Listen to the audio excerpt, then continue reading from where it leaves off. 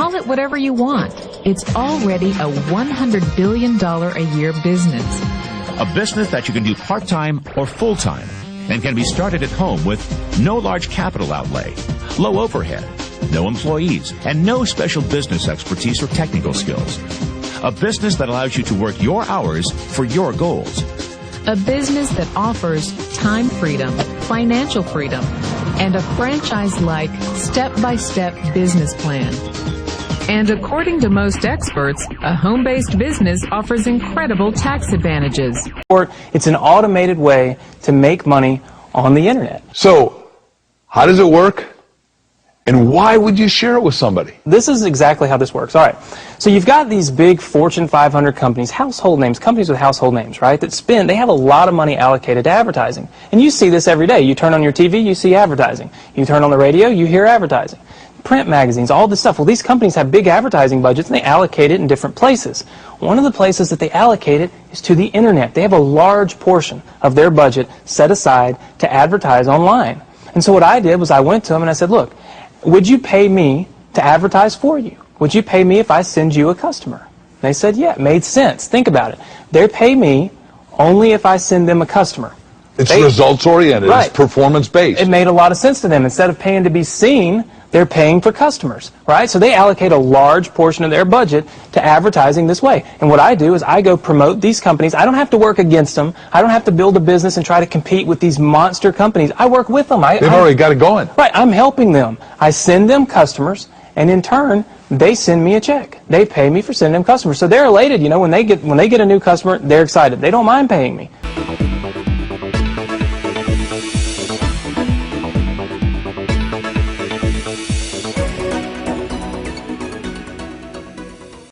Hi, my name's PJ, and welcome to our short presentation. Have you ever wondered how the rich keep getting richer while broke people stay broke and the middle class seems to be shrinking? Well, this isn't nearly as mysterious as it may appear when you examine the specific differences in how broke people, the middle class, and the rich spend their money. Now, this is such a simple concept, yet so profound, it nearly knocked me out of my chair when I finally understood it. I'm going to show you exactly how the rich spend their money, and you can evaluate for yourself why they keep getting richer and the broke keep getting broker, and why the middle class remains so stressed out. Now, to get started, I'd like to review some financial terms we'll be using during this presentation.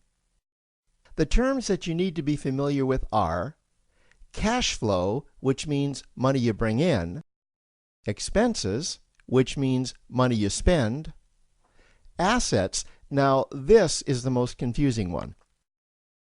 You're probably familiar with the traditional definition of an asset, which is something you own or have equity in. However, back in the 1990s, Robert Kiyosaki introduced us to a new definition of an asset in his groundbreaking Rich Dad, Poor Dad series of books. Robert taught us that an asset is something that pays you, and that's the definition we'll be using here.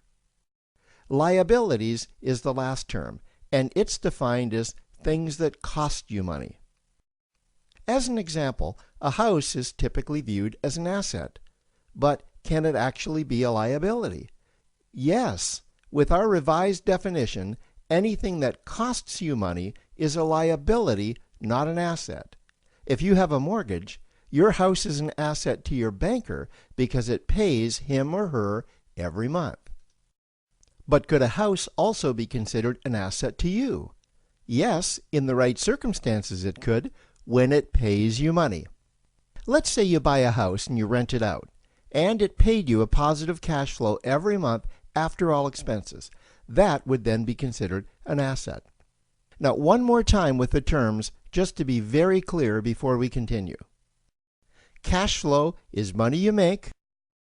Expenses, that's money you spend. An asset pays you, and a liability costs you.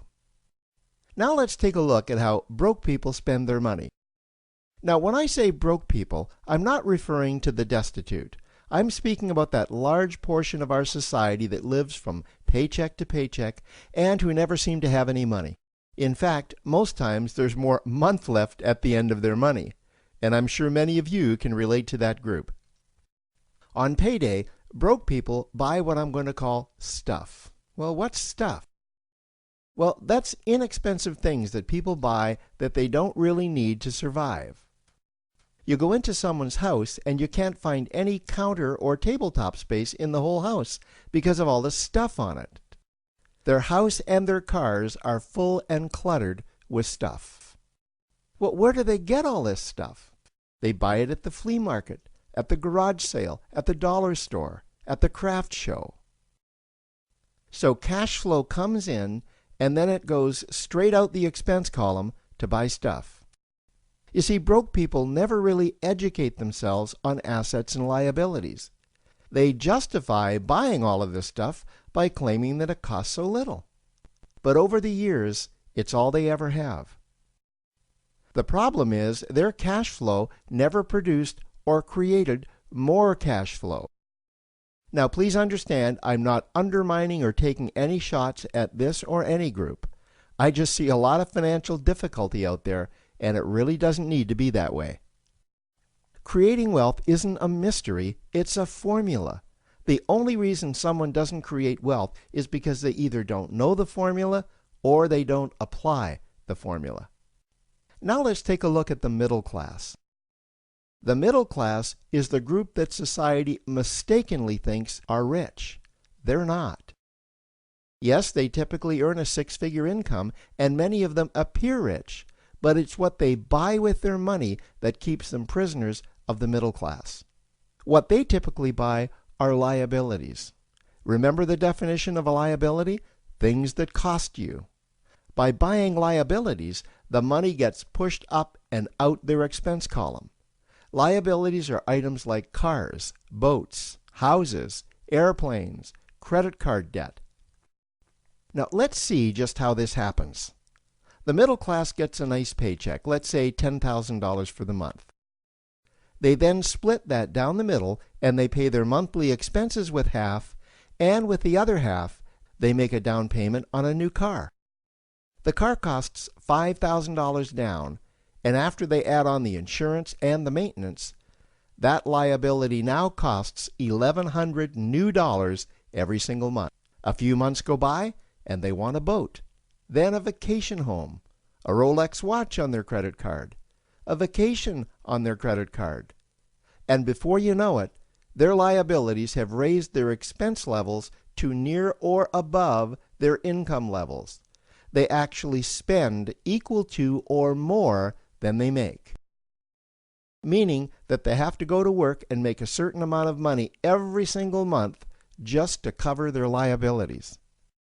The other important issue with both broke people and the middle class is that normally all of their cash flow is dependent on their own effort. Meaning that they've educated themselves to exchange their knowledge and expertise for someone's money. Also, the money they earn is usually the highest taxed form of income. Here's an example. An attorney is knowledgeable about law, so people pay him or her in exchange for that knowledge on an hourly basis. The problem here is that if the attorney isn't sharing that knowledge with a client, then the attorney isn't making any money. This causes lots of stress and anxiety in their lives. And if you ever ask them to take an afternoon off to play golf with you, well, they very rarely can because of how much money it'll cost them to take that time off. On the surface, life's pretty good. The reality is that it's a roller coaster ride. That's the middle class. Now, I know this group very well because for a great deal of my adult life, that was me. Now let's take a look at how the rich people spend their money. Rich people acquire assets. Again, an asset is something that pays you. If you want to become rich, buy assets that earn you more money. The money cycle looks like this. Acquire assets that produce cash flow, invest the profits to acquire more assets that produce more cash flow, invest those profits to acquire more assets that produce more cash flow. The rich spend their money and acquire things that produce more money. Here are a few examples of assets that produce more money. Investments are the obvious ones: stocks, bonds, real estate. Education is another asset. If you learn how to do something that produces more money for you and you actually do it, that's buying an asset. There's a great quote that goes, "If you think education is expensive, you should see how expensive stupidity is." Another example of assets you can acquire that pay you are cash-generating opportunities, especially those opportunities that can create a passive cash flow. Passive meaning that once you build it up, the money continues to flow whether you're still building it or not. Here's a small example. Let's suppose you bought a pinball machine and you put it in a barber shop, and you don't spend any of the profits. You save them until you can buy another pinball machine and put it in another barber shop. This, by the way, was Warren Buffett's first business. If you don't know who Warren Buffett is, he's one of the top 2 richest men in America.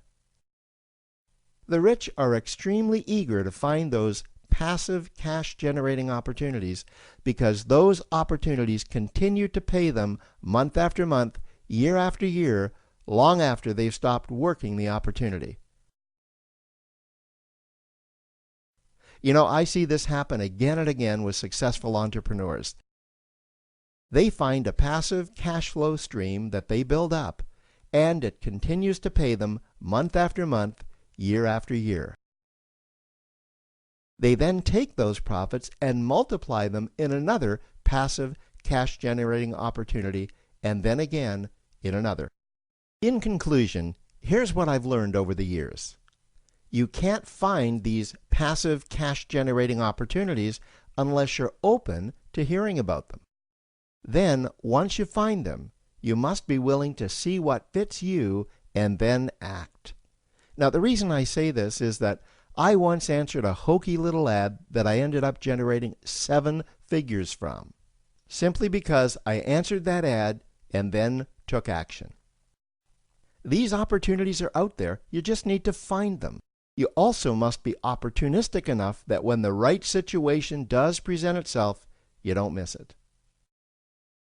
So remember, broke people buy stuff, the middle class buy liabilities, and the rich acquire assets, preferably cash-generating opportunities that can create passive cash flow.